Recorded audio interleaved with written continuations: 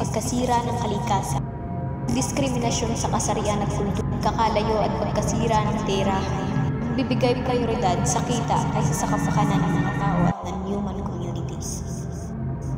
Iyan ay ilan lamang sa mga isyu na makikita natin sa pelikulang Avatar.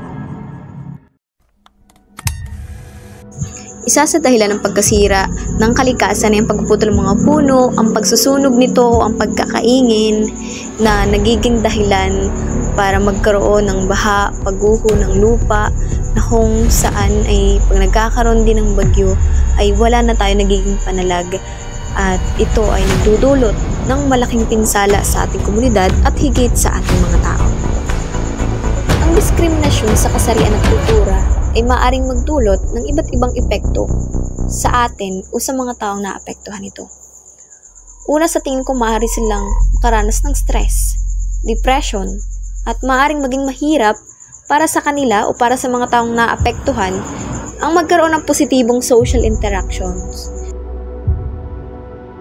Ang pagkasira ng kalikasan ay isang malawak na problema na kinakaharap ng ating mundo.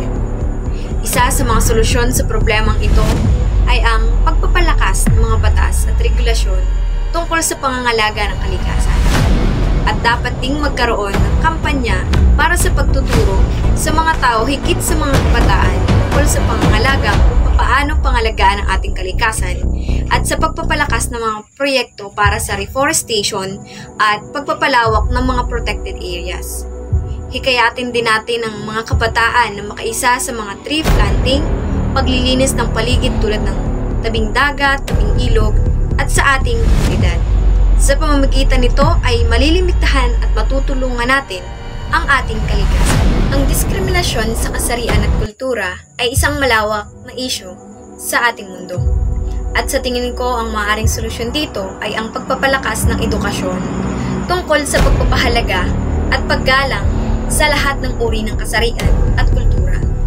Dapat ding magkaroon ng mga patakarang nagpuprotekta sa karapatan ng bawat isa at pagpapalakas ng equality at diversity.